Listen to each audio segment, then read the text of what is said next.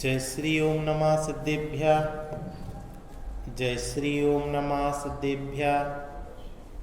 जय श्री ओम नमः सिद्धेभ्यः। नमो अरहंताणं, नमो सिद्धाणं, नमो आयर्याणं, नमो अच्छायाणं, नमो लोये सत्वसागुणम्। नमः श्रीवर्धमानाय निर्धूतकलिलात्मने सालोकानां त्रिलोकानां यद्विद्यादर्पणाय ते। वितरागी सर्वज्ञ देव जयवंत बढ़ते 10 लक्षण पर्व के पहले ये अंतिम प्रवचन अपना है। सम्यक दर्शन अधिकार है और सम्यक दृष्टि जीव कैसा विचार करता है उसके संबंध में आज की चर्चा अपनी चलेगी। धन के संबंध में 26 नंबर का जो श्लोक है उसमें धर्मात्मा कैसा विचार करते हैं वो अपन आज यहाँ पर प्रारंभ करेंगे। पेज नंबर 55 है। धन के संबंध में ज्ञानी का विचार, जो धन संपत्ति पाकर के मद रहित है, उनके ऐसा विचार है कि यह धन संपत्ति हमारा रूप नहीं है, हमारी नहीं है, कोई पूर्वकृत पुण्य फला है, परंतु यह विनाशिक है। अब इस संपत्ति से किसी का उपकार करूंगा, दरिद्री लोगों का दुख मिटाऊंगा, दया करके दुखी जीवों का उपकार करूंगा। जो जिन धर्म के श्रद्धानी ज्ञानी हैं उनकी निर्धनता का दुख मिटाकर निराकुल करूंगा। सभी लोग धनवान से आशा रखते हैं। मैं यदि निर्धन होता तो मुझसे कौन उपकार चाहता। कितनी अच्छी सोच है। यद्यपि ज्ञानी को पता है कि दया दान ये मोक्ष मार्ग नहीं है, पर फिर भी पुण्य के उदय से जो संपत्ति प्राप्त हुई है वो विनाशिक है, तो इसका सदुपयोग हो जावे, क्योंकि इसकी आवश्यकता वाले दरिद्री लोग भी मौजूद हैं और धन संपत्ति भी मौजूद है, तो ये जिनको आवश्यकता है उनके पास पहुंच तो जावे, ये सोच है। उससे कोई धर्म हो जाएगा ऐसी सोच नहीं है। ये तो अज्ञानी जीवों ने ये सोच लिया कि धन का दान करने से धर्म हो जाता। ये तो मिथ्या अभिप्राय है। और कुछ लोगों ने धन दान ही करना छोड़ दिया। दोनों विपरीत है। धन का दान नहीं करना तो वो धन नष्ट हो जाएगा, और धन का दान करने से धर्म मान लेना तो धर्म नष्ट हो जाएगा। तो क्या करना? आपके साधर्मी भाई कोई व्यक्ति दुखी है, पामर है, दीन है, तो करुणा दान पूर्वक उसको धन का उपयोग करो उसके लिए। उसके बदले में पुण्य की चाह मत करो, ये तो हमारा कर्तव्य है, ऐसा ज्ञानी विचार करता है। धन कैसे आया है? पूर्व कृत पुण्य फला है। धन हमारा रूप नहीं है, परंतु ये विनाशिक है। ये सूत्र हैं छोटे छोटे से, जिसका अगर श्रद्धान हो जावे तो दान करके भी अभिमान नहीं हो, मद नहीं हो, वो किसी का काम बन जाए। इसलिए जब मेरे शुभ कर्म फला है तो मुझे अपने आश्रितों का भरण पोषण करना चाहिए। क्या? अगर शुभ कर्म मेरे फला है तो क्या करें, मेरे जो आश्रित हैं, मेरे ऊपर जो डिपेंडेंसी है, उनका भरण पोषण करना मेरी जिम्मेदारी है। बालक, वृद्ध, रोगी, अनाथ, विधवा, आशक्तों का उपकार करने से ही मेरा धन प्राप्त करना सफल है। अब आपके पास धन है और कोई वृद्ध है, कोई रोगी है, कोई अनाथ है, कोई विधवा है, कोई आसक्त है, कोई बालक, कितने गिना दिए? 6 लोग गिना दिए। ये जो 6 लोग हैं ये पराधीन हैं, ये स्वयं उपार्जन नहीं कर सकते हैं। तो इनकी जिम्मेदारी किसकी होगी? ये हमारी जिम्मेदारी है कि समाज में अगर ऐसे कोई व्यक्ति हैं, कौन कौन नाम गिन लो? बालक, वृद्ध, रोगी, अनाथ, विधवा और आसक्त, इनका उपकार करने से ही मेरा धन प्राप्त करना सफल है। धर्म नहीं होगा, लेकिन जो धन आया है वो जिनके निमित्त लग जावे तो धन सफल हो जाएगा और हमारा परिग्रह कम होगा। इसलिए हम सभी लोगों को भी नियम बनाना चाहिए कि हमारे पास जो धन है उसमें से इतने % धन तो हम इनके लिए देंगे। अब हृदय पे विचार करना, पिछले 1 साल में हमने इन लोगों के लिए कितनी रकम निकाली? कोई बताना नहीं, बता भी नहीं सकते, क्योंकि हम इन 6 के खातों में हमने कितनी रकम जमा कराई और नहीं कराई तो हम इस समाज के योग्य नागरिक हैं कि नहीं है।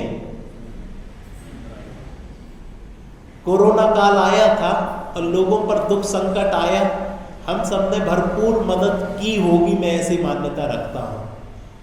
कोरोना काल चला गया तो क्या हम फिर शुष्क हो गए या कठोर हो गए? नहीं, हमें अपना हृदय कोमल रखना चाहिए और हमारे आस पड़ोस में जब भी हमें ऐसा खबर लगे कि कोई व्यक्ति दीन दुखी पामर है, भोजन पानी की व्यवस्था नहीं है, आजीविका की व्यवस्था नहीं है, पहनने ओढ़ने की व्यवस्था नहीं है, तो एक ज्ञानी श्रावक का ये कर्तव्य है कि आपके समाज में कोई ऐसा व्यक्ति रह न पाए और उसकी व्यवस्था हो। देखो ज्ञानी क्या विचार करता है, मैं ऐसे कार्य में धन लगाऊं जिससे जिन धर्म की परिपाटी बहुत काल तक चलती रहे, ज्ञान अभ्यास की परंपरा चलती रहे। मैं धन ऐसे चीजों में लगाऊं जिन धर्म की प्रभाव ना हो।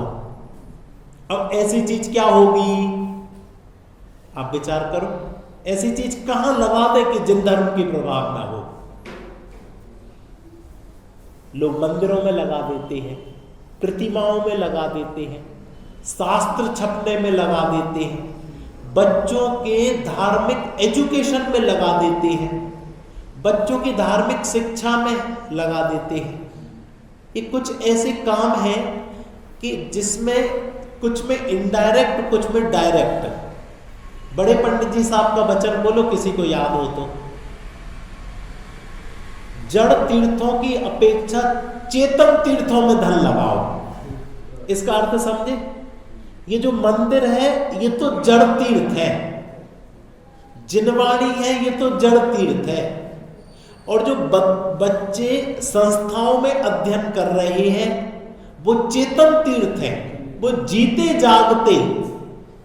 अगर उनकी हमने आजीविका की व्यवस्था कर दी, एक बच्चा गोद ले लिया 5 साल के लिए, जो अपनी फीस नहीं भर सकता था, आपने फीस भर दी। आप अपना बच्चा नहीं भेज सकते, लेकिन आपने किसी बच्चे की 5 साल पढ़ा दिया, तो वो जो पढ़कर स्वयं तत्व समझेगा और सैकड़ों लाखों लोगों को समझाएगा, तो वो आपका धन पाना सफल हो जाएगा। इसलिए चेतन तीर्थ तैयार करो, जो इस जिनवाणी को, धर्म को बहुत काल तक आगे बढ़ाएंगे और वो ज्ञान अभ्यास की परंपरा चलेगी।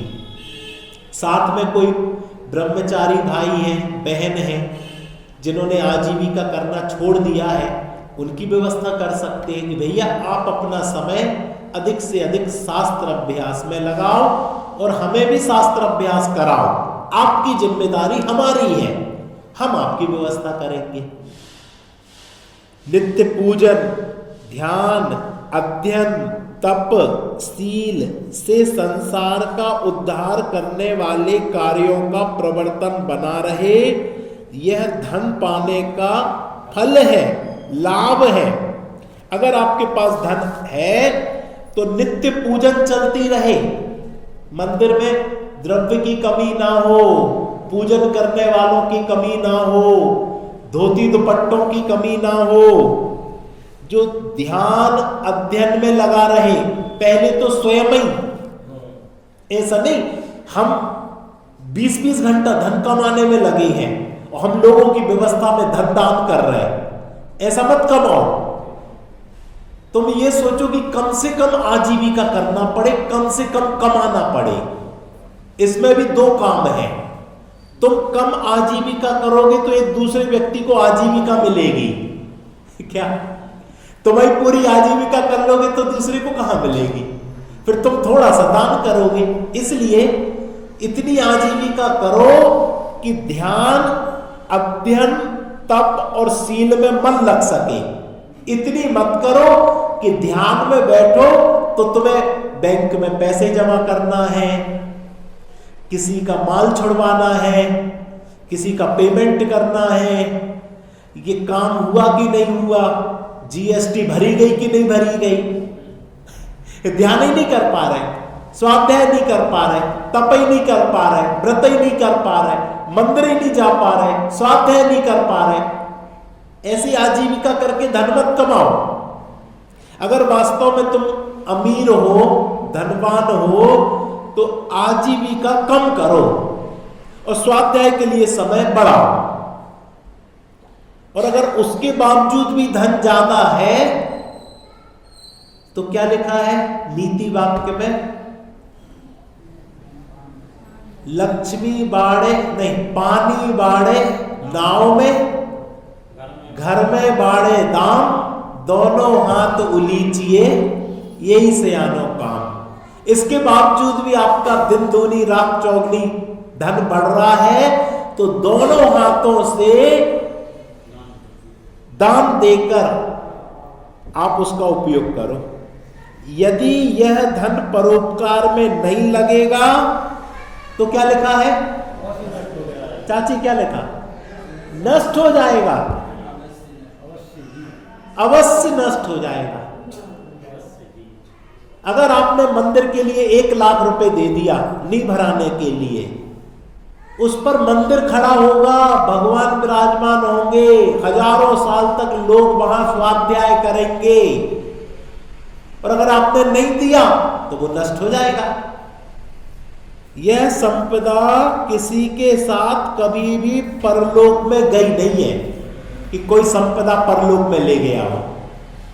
बिना दान किए यह संपदा केवल पाप दुर्ध्यान कराकर संसार समुद्र में डुबोएगी। क्या? बिना दान किए संपदा का क्या होगा?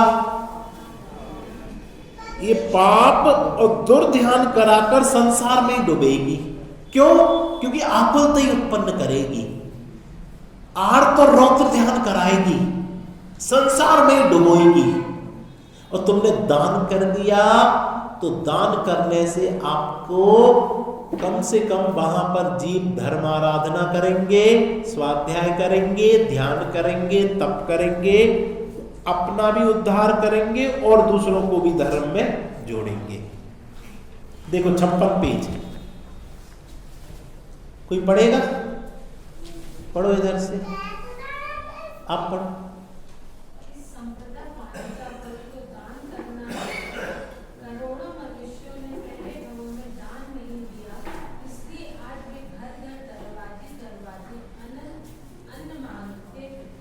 वाह,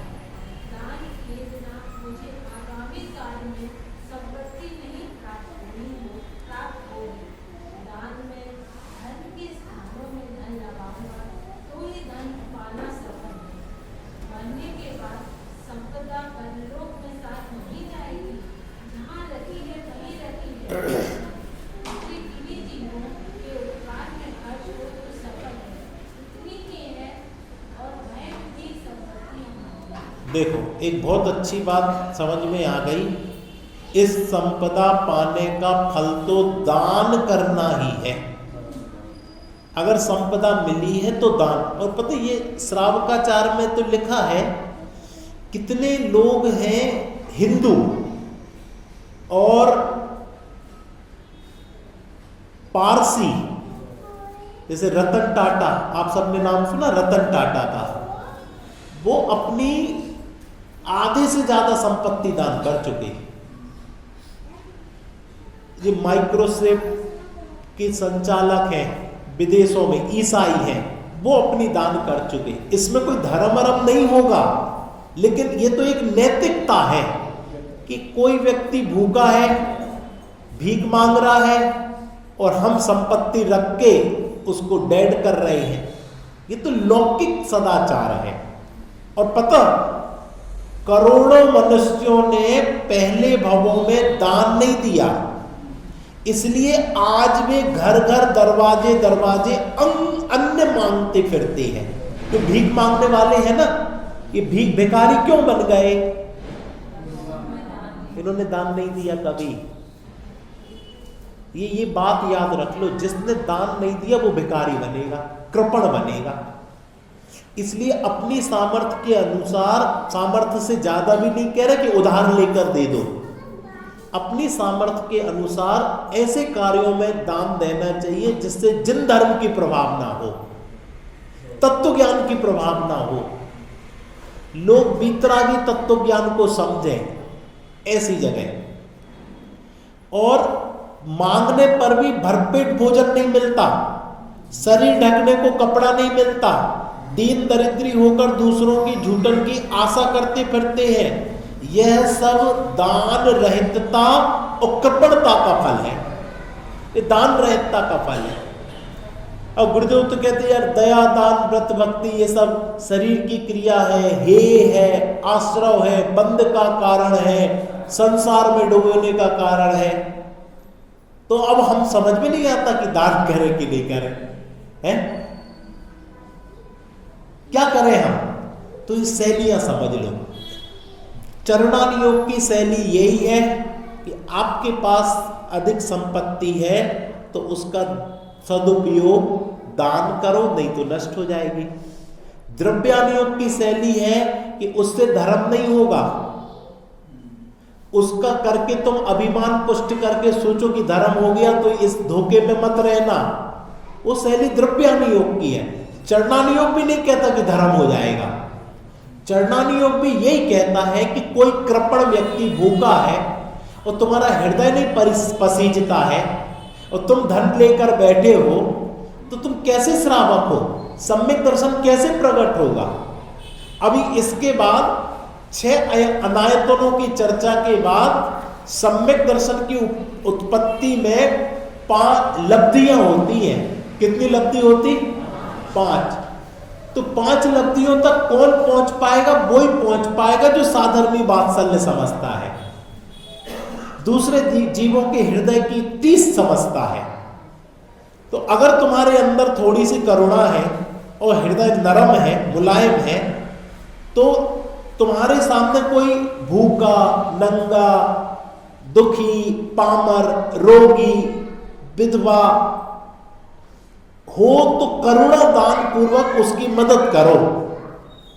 कि कोई भूख से मर जावे और तुम्हें दया ही नहीं आए। क्यों? क्योंकि दया करना तो है, बंध का कारण है, संसार का कारण है, तुम तो यही रटना रटलाए हो। तो वो 84 लाख योनियां आपके लिए खड़ी हैं। और गुरुदेव भी ऐसा कहते थे, आप लोग कई बार सुन चुके, गुजरात में अकाल पड़ा और गांधी जी मदद के लिए सोनगढ़ पहुंचे और वो यही चल रहा था, दया दान व्रत भक्ति है। तो गांधी जी चुपचाप वापस जाने लगे। तो गुरुदेव ने बाद में बुलाया, कौन है? कि साहब वहां अकाल पड़ा है और हम वहां पर चंदा इकट्ठा करने आए थे, लेकिन आप तो दया दान व्रत भक्ति को हे कहते हो, आप क्या दोगे? तो उन्होंने कहा नहीं, ऐसा नहीं है। राम जी भाई को बुलाया, पूछा कितने की आवश्यकता है? तो उनने कहा कि हम 25,000 रुपए मिल जाते ऐसा सोच के आए थे। 1 लाख रुपए की व्यवस्था हो गई। तो गांधी जी ने कहा मैं ये बाद में लूंगा, पहले ये बताओ कि आप तो प्रवचनों में कहते थे कि दया दान है, फिर आप इतना दान क्यों कर रहे हो? तो उनने कहा दया दान मोक्ष मार्ग में ही है। कहा? धर्म के लिए ही है। ये तो हमारी नैतिक जिम्मेदारी है कि हमारा भाई अकाल में मर रहा है और हम धन के भंडार अपनी तिजोरियां भरे बैठे हैं, हमें तो डूब मरना चाहिए। ये तो साधारण वात्सल्य है, इसमें कोई धर्म भरम नहीं हो जाएगा, लेकिन इतनी नैतिक जिम्मेदारी तो हमारी बनती है। जिसने दान नहीं किया अगले भाव में वो क्या बनेगा? भिखारी बनेगा। यह सब दान रहता कृपणता का फल है। मनुष्य व पशुओं की सेवा करना, दासपना करना है तो भी पेट भर नहीं भर पाता है। दान किए बिना मुझे आगामी काल में संपत्ति प्राप्त नहीं होगी। क्या आप सोचो कि हमने खूब इकट्ठा कर लिया और कुंडी मारकर उस धन पे बैठ गए तो अगले भाव में धन मिल जाएगा? नहीं मिलेगा। दान करोगे तो अगले भाव में मिलेगा। धन भी चाहिए है अगले भाव में, तो भी दान करना पड़ेगा। एक व्यक्ति था जो कह रहा था कि मैंने इतना धन तो इकट्ठा कर लिया, लेकिन उसको पता चल गया कि तुम्हें मरना पड़ेगा और धन साथ में नहीं ले जा सकते। तो उसने कहा क्या किया जाए कि अगले भाव में धन साथ में ले जाए? कोई नहीं उपाय बता पाया। उसने घोषणा की कि मैं 1 करोड़ रुपए दूंगा, कोई मुझे ये बता दे कि अगले भाव में मैं धन कैसे ले जाऊं। कमा तो मैंने अरब रुपए लिए हैं, कैसे ले जाऊं? कैसे ले जाऊं? एक व्यक्ति आया कि बिल्कुल सीधा रास्ता है, तुम इस भाव में अपना धन दान कर दो। दीन दुखी, अनाथ, बालक, विधवा, अशक्त, वृद्ध, रोगी, त्यागी, तपस्वी, धर्मात्मा, इन सब में लगा दो तो अगले भाव में सहज ही तुम्हारे धन टूटेगा। और सही भी है, देने से बढ़ता है, जितना दान करो उतना बढ़े। और लोगों को लगाया, उस व्यक्ति को समझ में आ गया और धर्मात्माओं जीवों का संग हुआ और वो तत्व ज्ञान में जुड़ गया, सम्यक दर्शन हो गया। और वो रखा रहता तो आर्त ध्यान और रौद्र ध्यान हुए बिना नहीं रहता। और वो धन गया और वो धन साधर्मियों के में लगा। अपन ये लोग बेवकूफ नहीं है जो करोड़ों रुपए दान कर देते हैं। इनको इस चीज की महिमा समझ में आई है कि वास्तव में ये धन लगाने से ये वीतरागता और धर्म का प्रभाव न होगी। मरने के बाद संपदा परलोक में साथ नहीं जाएगी, जहां रखी है वही रखी रह जाएगी। लोग जमीन में गाड़ देते थे ना पहले, अब तो नहीं गाड़ते जमीन में गाड़ दी, अब बच्चे को बता नहीं पाए और अटैक आ गया और खत्म हो गए। अब वो धन संपदा जहां गड़ी है वही गड़ी रह जाएगी, और जिसके भाग्य में होगी उसको मिलेगी। पहले पुराने मकान बनते थे तो क्या मिलते थे? हड़े निकलते थे। क्यों? बता नहीं पाए और वो चले गए तो गई काम से। इसलिए किन्हीं जीवों के उपकार में खर्च हो तो सफल है। किन्हीं जीवों के उपकार में जहां आपको लगे तुरंत कर देना चाहिए। पूछने नहीं जाना किसी से कि हम पूछ के आ रहे हैं, नहीं, लगा कि भैया यहां लगाने से वास्तव में बच्चे धर्म सीखेंगे, उनका जीवन भी सुधरेगा और लोगों का भी जीवन सुधारेगा, लगा दो यहां तो उतनी ही और वह ही संपत्ति हमारी है जो इन धर्म कार्यों में लग गई। गुरुदेव ने शास्त्र छपवाने में लगवाई, क्योंकि शास्त्र नहीं थे उस समय, एक एक शास्त्र मिलता था, वो भी फटा पुराना मिलता था। तो छपवाने में, बंटवाने में, निःशुल्क बंटवाने में, क्योंकि लोग घरों में जाएंगे, अपने गांव जाएंगे, वहां पढ़ेंगे क्या, इसलिए छपवाओ, बंटवाओ, लिखवा दो मंदिर में, इसमें लगाओ।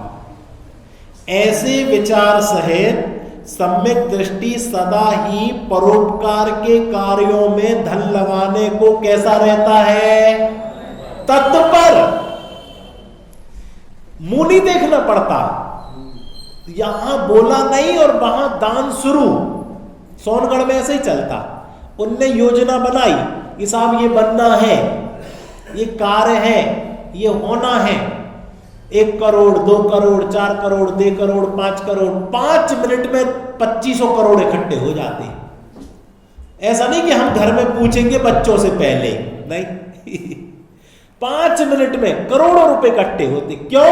उनको पता है ये संपत्ति साथ लेके नहीं जाएंगे, और अगर इस काम में लग गई तो यही मेरी संपत्ति है।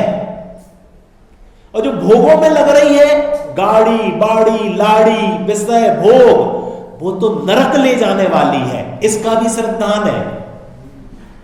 मंदिर को चमकाने में लग रही है, वो तो हमारी, और घर को चमकाने में लग रही है वो साधु, वो नरक निगोद में ले जाने वाली है। इसलिए भैया हमारी संपत्ति तो धर्म में लगे।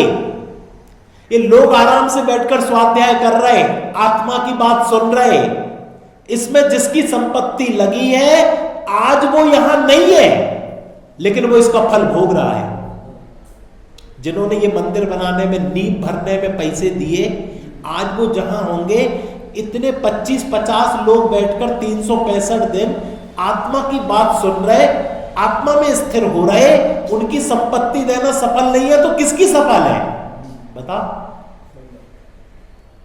इसलिए हमारे बुजुर्गों ने, हमारे पूर्वजों ने ये काम किया, तो हमें भी यही शिक्षा देके गए कि आगे भी ये पीढ़ी चलती रहे, 10 पीढ़ियां इस जिनालय में आए और धर्म की आराधना चलती रहे। धर्मात्माओं पुरुषों का तो यह संपदा ग्रहण करने योग्य ही नहीं है। अगर हम धर्मात्मा हैं तो हमें रखने लायक नहीं है कि हम ग्रुप फंड बनाकर चले जाएं। हमारे लिए क्या योग्य है बोलो भाभी? हमारे लिए तो ध्रुव दृष्टि योग्य है कि हम ध्रुव दृष्टि करके अपना कल्याण करें। मोह से अंधा कर देने वाली है, आत्मा को भुला देने वाली है। सम्यक दृष्टि इसमें अपनापन ही नहीं करता। सम्यक दृष्टि कभी धन में अपनापन नहीं करता। क्यों? क्योंकि ये आत्मा को भुलाएगी, मोह में अंधा कर देगी। किंतु अभी चारित्र मोह का उदय होने से राग तो मिटा नहीं, इसलिए अन्य जीव के उपकार में अवश्य लगाना। अभी राग नहीं मिटा धन की तरफ से, इसलिए धन कमा भी रहे हैं, धन आ भी रहा है, तो क्या करें? क्या करें? एक प्लॉट और खरीद लें, है? एक मकान और बना लें, क्या करें? कि भैया दीन दुखी पामर रोगी त्यागी वृत्ति धर्मात्मा इनमें लगाओ। देव शास्त्र गुरु इनकी सेवा में, इनकी प्रभावना में लगे। अरे बहुत कष्ट से कमाई है, उसे उत्तम कार्यों में लगाना, छोड़कर मर जाने में अपना क्या भला है, ऐसा विचार करके जो पाप रहित जन हैं वे निर्धन रोगी दुखी जनों को देखकर अवज्ञा नहीं करते, आगे बढ़ो आगे बढ़ो ऐसा नहीं करते। क्या आगे बढ़ो नहीं करते? क्या क्या जरूरत है तुम ये बताओ? भूख लगी उसको फल मंगाकर कुछ भक्ष्य सामग्री देकर उसकी भूख मिटा दो। अभी एक आपने वीडियो देखा, एक रिक्शा चलाने वाला व्यक्ति था, साइकिल चलाता था, रोज की खाने की व्यवस्था नहीं, उसको एक शॉपिंग मॉल वाले ने बुलाया, उससे 3 प्रश्न पूछे, 3 प्रश्न के उत्तर दे दिए। उससे कहा 1 मिनट में तुम कितनी चीज उठा सकते हो? साबुन तेल कंगा खाने पीने की ये सब उठा लो, और उठा लो 1 मिनट में उठा लो, जितनी उठा पाए ये तुम्हारी इनाम है। बताओ अपन कभी ऐसा कर सकते? ऐसा कर सकते कभी? ऐसे ऐसे लोग हैं। और फिर बाद में उसको 500 रुपए भी दिए आज तुम अपने घर में जाना, बच्चों के साथ आराम से रहना। अपन धर्म क्षेत्र में ऐसा कर सकते? कोई व्यक्ति हो, भैया तुम ऐसा करो, तुम आजीविका के कारण स्वाध्याय अभिषेक पूजन में नहीं आ पाते हो, तुम ऐसा करो 2 घंटा आजीविका कम करना, लेकिन स्वाध्याय पूजन अभिषेक में आने लगो, तुम्हारी व्यवस्था हम कर देंगे। सोचो, ऐसे लोग हैं अपने बीच में, वो काम भी मांगते हैं, अपन को पता ही नहीं रहता। अपन कहते आगे बढ़ो। इसमें क्या लिखा, क्या लिखा? उसे उत्तम कार्य में लगाना, छोड़कर मर जाने में अपना क्या भला। ऐसा विचार करके जो पाप रहित जन हैं, वे निर्धन, रोगी, दुखी जनों को देखकर अवज्ञा नहीं करते, धन देकर उनका दुख मिटाते हैं। धर्म में प्रवर्तने वाले शुभ कार्यों में धन खर्च करवाने वालों को देखकर बड़ा आनंद मानते हैं। अब आप नहीं दे पा रहे, लेकिन कोई दे रहा है, तो अपन क्या करो? हमें पता इनने कैसे कमाया था, नंबर 2 का है, इसलिए दे रहे हैं। ऐसा करके कर्म बांधते हैं। क्या सोनगढ़ में विद्यालय चलता? निःशुल्क चलता। 25-30 विद्यार्थी हर साल निकलते हैं और अपने अनंत भाई का परिवार उसको चलाता है। अब कोई व्यक्ति क्या बोलता, हमें पता, अरे कितने 10 सालों से इतने बच्चे धर्म सीख रहे, और पता सब मुमुक्षु के बच्चे नहीं रहते, 75% दूसरे बच्चे रहते हैं, और वो पक्के मुमुक्षु बन जाते। जयपुर में रिकॉर्ड है, हर साल जैसे 40 बच्चे आएंगे, 10 ही बच्चे मुमुक्षु के रहेंगे और 5 ही, बाकी 30-35 बच्चे व्यवहारिक पक्ष से आते और वो पक्के मुमुक्षु बन जाते, उनका परिवार बन जाता, उनके रिश्तेदार बन जाते, समाज में जाने से बन जाते। कई तो अजैन आते हैं। अभी मंगलगिरी में कार्यक्रम हुआ था, उसमें लोधी आया था बंडा से, वो लोधी था, जयपुर गया, शास्त्री कर ली। अब वो आज इतनी सुंदर उसने गोष्ठी में बोला, किसके ऊपर बोला था? पूजन के ऊपर बोला, देव पूजा के ऊपर। वो धन देना सफल हो गया जिसने उस बच्चे को पढ़ा दिया 5 साल। इसलिए आप ये नहीं सोचो कि हम ध्रुव फंड इकट्ठा करके चले जाए, आप ये सोचो कहां कहां लग जाए मेरे जीते जी ये पैसा। बाल बच्चों को देके जाओगे और बाल बच्चे मंदिर आते नहीं, शास्त्र स्वाध्याय में आते नहीं, तत्व ज्ञान भक्ष खाते नहीं। आपका पैसा उनमें लगने से क्या होगा? नष्ट होगा। और अगर आपने साधर्मी में लगा दिया तो आपको उसका भी फल होगा और आपको भी उच्च गति प्राप्त होगी। इसलिए अंतिम 2 मिनट, धर्म में प्रवर्तने वाले शुभ कार्य में धन लगवाने वाले लोगों को देखकर बड़ा आनंद मानते हैं। कम से कम ताली बजा दो, अनुमोदना कर दो अगर नहीं कर पा रहे, उनकी हेटी तो मत करो कि भैया आपने इतना बड़ा महाविद्यालय खोल दिया, इतने बच्चे पढ़ के निकल रहे हैं, हम कम से कम धन नहीं दे पा रहे, तारीफ ही कर दो। जैन धर्म में तो अनुमोदना का भी उतना ही फल है, लेकिन इससे अनुमोदना भी नहीं बनती कि आपने अच्छा काम किया, लोग यहां पढ़ रहे हैं, शांति से स्वाध्याय कर रहे हैं, वहां क्यों इसकी गति खोटी बन गई ना, तो वो क्या करेगा? अनुमोदना भी नहीं कर पाएगा धर्म चीजों की। धर्म साधन करने वालों के साथ शामिल होकर धन के भोगने में आनंद मानते हैं। क्या? जो धर्म साधन करते ना, उनके साथ शामिल होकर धन के भोगने में आनंद मानते हैं। ऐसे लोगों ने संपदा प्राप्त होने का फल लिया है। उनसे बोलो, आपने बहुत अच्छा काम किया, इतने बच्चे पढ़ के जा रहे, इतने शास्त्र छपे, लोग स्वाध्याय कर रहे, बहुत अच्छा काम है, अनुमोदना तो करो। आगे परलोक में देवों की संपदा, चक्रवर्ती की संपदा भी दानी को ही प्राप्त होती है, और वो उसमें सुख नहीं मानते हैं, वो उसमें जाकर भोगते नहीं है, लेकिन ये मिलती किसको है? अभी ये नहीं कह रहे सम्यक दृष्टि उसको काग बीट सम देखता है, लेकिन ये मिलती किसको है? जो दानी होता है उसको ही मिलती है, हर किसी को नहीं मिलती। इस प्रकार से ये प्रकरण हुआ। अब जो संपत्ति में रागी हैं उन्हें संपत्ति का स्वरूप दिखाएंगे, इसकी चर्चा कल चलेगी। 27 नंबर का श्लोक। हमने तो आज 26 नंबर के श्लोक के माध्यम से ये समझा कि पुण्य के फल में अगर हमें संपदा प्राप्त हुई है तो इसको अपने जीते जी देव शास्त्र गुरु की प्रभावना में, उसकी सेवा में, उसके कार्य में चलने वाले ज्ञानी धर्मात्माओं में, त्यागी वृत्ति में, क्रम क्रम से, और जो भी दीन दुखी पामर हैं उनमें लगे तो संपत्ति मिलना सार्थक है, नहीं तो आर्त रौद्र ध्यान में लगकर और नष्ट ही होगी। अतः हम सभी उसका उपयोग करें और उसका मिलना सार्थक करें। 2 मिनट अपन अभ्यास करते हैं।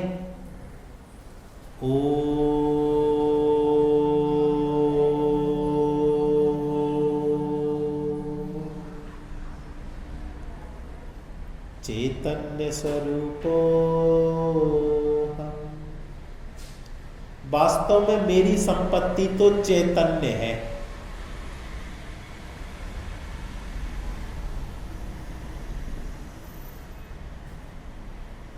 दसों दिन इस संपत्ति को याद करना है, भूलना नहीं है, विचार करना है,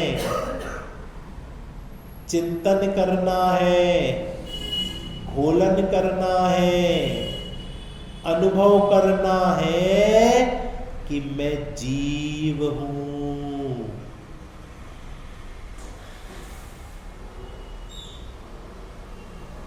मैं ही जीव हूं, मुझ में ज्ञान है।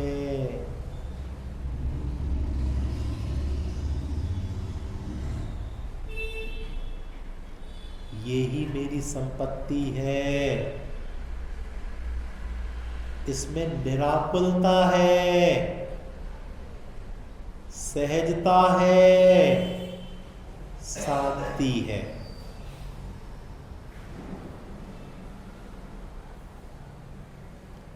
दस दिन और कोई काम करो तो करो, नहीं ये काम अवश्य करो। 10 मिनट बैठकर अपनी संपत्ति का विचार करो। एकांत में मौन होकर, शांत होकर अपने स्वरूप का विचार करो।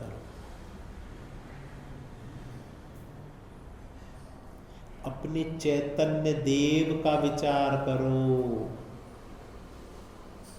अपने अनादि अनंत स्वरूप का विचार करो।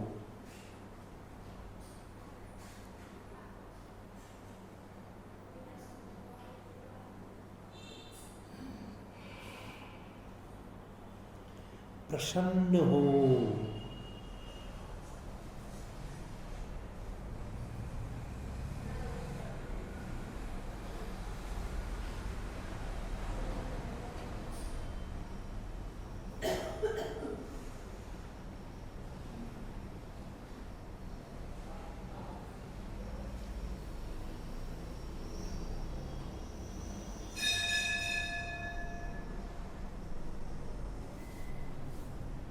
इन शाश्वत पर्वों में जो साधना करता है उसको साध्य की सिद्धि अवश्य होती है,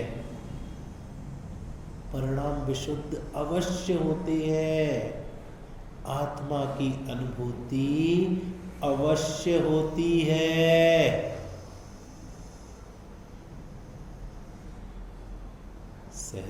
सहजानंदी शुद्ध स्वरूपी अविनाशी में आत्म स्वरूप, सहजानंदी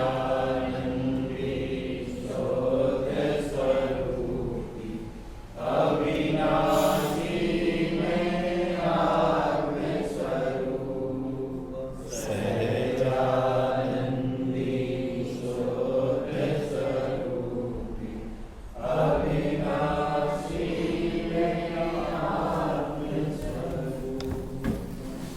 निज निधि निज में बताई, यह अनंत ओंकार है उसके लिए जिन वाणी मांगो, वंदना सतवार है उसके लिए जिन वाणी मांगो, वंदना सतवार है।